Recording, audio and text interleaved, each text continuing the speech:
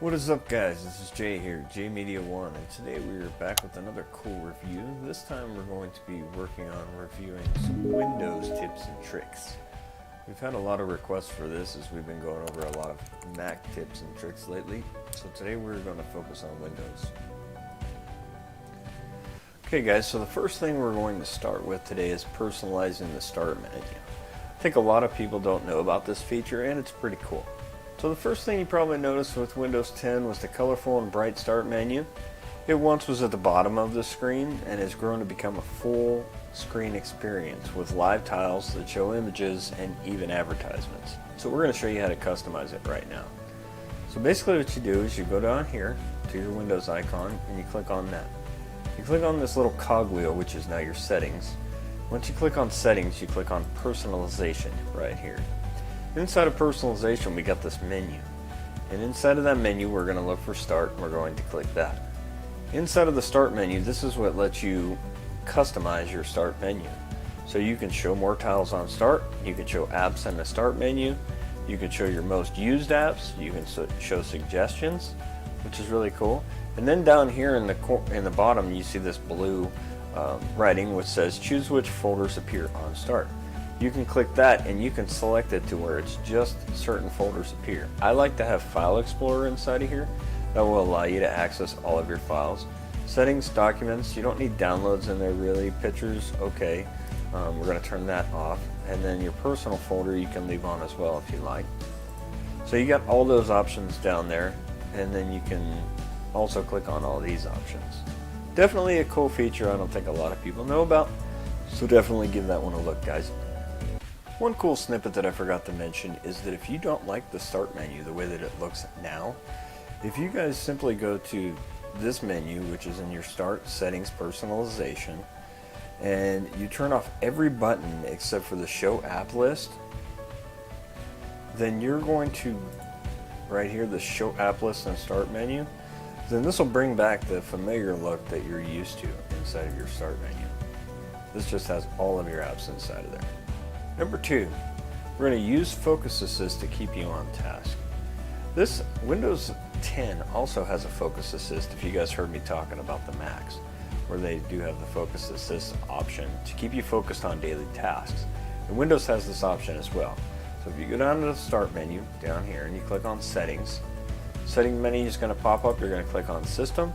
Once you go to System, you're going to click on Focus Assist. You see Focus Assist here, and it lets you set alarms so that alarms only, it'll hide all notifications except for those. You can set priority, and then you can customize a priority list. Inside of here you can click on show incoming calls, including VoIP, show reminders, show notifications. So this is super awesome if you're doing a lot of work. You can turn it on during certain times. You can set times and set if it's priority only. When you're duplicating your display, when you're playing a game, or when you're using an app in full screen mode, which I really like this. This one allows a lot of notifications just to be hidden, based on when you're in full screen mode. You can show a summary of what you missed while the Focus Assist was on, which you always kind of want to keep this box checked so you don't miss any notifications inside of there while you're using Focus Assist.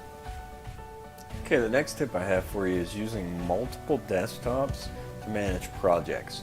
If you guys ever seen my Mac videos, you can have multiple desktops open inside of Mac, and then you go into your Mac and you can click on desktop 1, desktop 2, desktop 3, and that allows you to kind of organize things and have all these little virtual desktops if you're working on big projects. This is especially useful if you don't have multiple monitors. So in Windows 10 you have this little task view button down here. I think a lot of people don't even know about this, but you click on this task view and it opens up all of your windows that are active. You can click on New Desktop up here, and inside of the New Desktop it allows you to add a Desktop 2, Desktop 3, Desktop 4, and then inside of those desktops you can switch back and forth between which desktop you want to use. You can also quickly switch desktops without going into the task pane by using the keyboard shortcuts Windows key plus Control plus the left arrow, and Windows key plus Control plus the right arrow. Now you can quickly move from desktop to desktop to find all your different projects and associated tasks. Have you guys ever heard of the Cloud Clipboard? I think this feature is very, very good, and a lot of people don't take advantage of it, and it's called Cloud Clipboard. And basically you can get to your cloud clipboard by you clicking on the Windows key and V. And that's going to bring up your clipboard here and show you what you've copied over to your clipboard. At the point in time that you copy this to your clipboard, like right here, then you can go on another Windows device, providing it's under 100 kilobytes in size, and you can copy and paste it onto that other device. So this is pretty cool. This is a new feature that Mac introduced, but Windows has had this for a long time. So basically what you want to do is you just want to open up a new notepad, something like that. And if you have some text inside of here, hi, how are you guys today? This is Jay. Okay, and so then we just click this and we hit Control C, which is the copy command. You click on Windows key V and it'll show you what's inside of your clipboard here. Then from anywhere you can copy and you can paste this action. You can also delete it and you can pin it. You can clear everything in your clipboard by clicking on the Clear All button. This is a super useful feature I don't think a lot of people even know they can do. Another cool tip and trick is to take advantage of dark mode and night light. I know that a lot of you have heard of dark mode on many different devices, but Windows itself offers a dark mode feature. And dark mode is super easy to get to. You just go to Settings and then you go over here to Personalization and you go to Colors. And when you're inside of Colors, you can see that there's light mode here and dark mode. And as I'm switching this back and forth, you can see my bar at the very bottom changing. You also have to choose your default app mode, which you can make dark or light if you want it to be that way. The cool thing is there's all kinds of colors here too that a lot of people don't know about that you can set up as an accent color if you like. I'm a big fan of orange, so you can set up orange if you like inside of there. You can customize your color and things like that. So that is the one cool feature. The other thing that I'd like to talk about is nightlight. Now that a lot of people are using video calls like Zoom and things like that, you may notice that when you're sitting straight in front of your huge monitor, all that white light shining on your face makes you look overexposed. So how do we fix this? Well, you go to Systems, you go to Settings, and then you click on System here, and then inside of System you go to this night light, and this says night light right here. You can turn it on or off, and inside of the night light you have different settings where you can set the strength. You can change it here. You can schedule it to turn on only certain hours, or you can schedule it from, sunset to sunrise if you like. And in order to do that, you do have to have location settings on so that it knows when your sunrise and your sunset is. But this is a super cool feature that I think a lot of people don't even know about, the nightlight feature. Apple has a similar one, but like I said, Windows has a lot of cool things a lot of people don't know about. Okay guys, so the last thing we want to talk about in this particular video is just keeping your Windows 10 machine secure.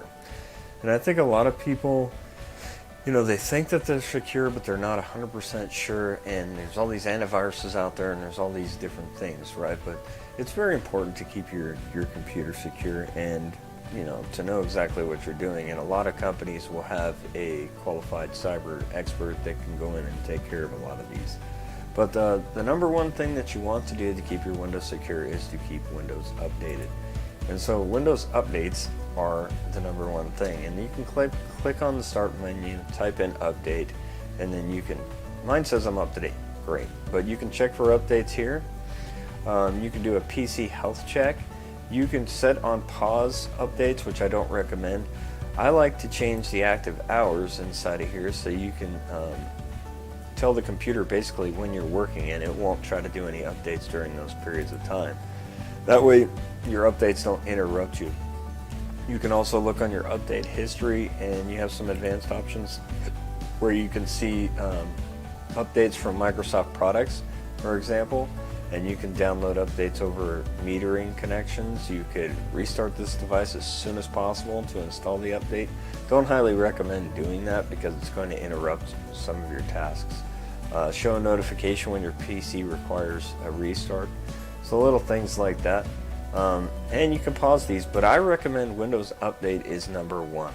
Windows has its own built-in security. If you click on Windows Security, And it does have virus and threat protection, it does have account protection, it has firewall protection, app and browser control, all these cool things. So Windows within itself now has the ability to secure your computer, and you don't really have to worry about having a super secure antivirus on your PC if you are willing to keep all this stuff up to date. Windows does a very good job of that. Another reason too to keep your Windows computer up to date is because your apps always need updated and things like that so that they're running smoothly on the operating system. You also want to set a login password if you haven't already. Most people don't bother with one, but your computer is vulnerable to anyone. So you go to settings and accounts. So go to settings here, and then you go to accounts. Right inside of here. And inside of your accounts, this is where you can set a password. You can create a picture, you can do different things like that. You can also select other users that happen to be on your PC, which is super nice. If you go to sign in options over here, this lets you select different ways that you can sign into your device. Windows Hello Face, you got the Hello fingerprint now. You can do a PIN, which I like the PIN because the PIN is super fast, easy, and secure. You can do a physical security key, so you can set up a flash drive so that the flash drive has to be plugged into your computer. This is probably the most secure.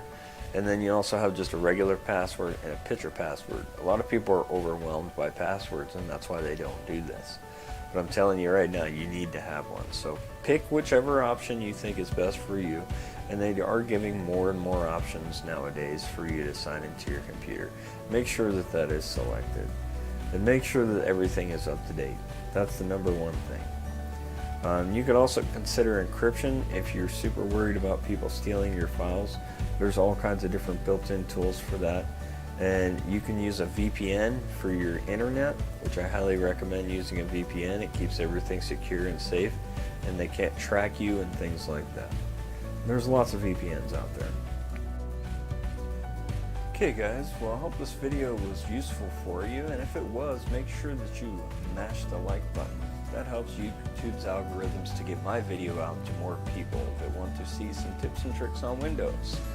Also, make sure that you're subscribed, because we're going to be releasing more videos like this, and we want you guys to be able to have first-hand knowledge of when they pop up. The bell button will also help with that.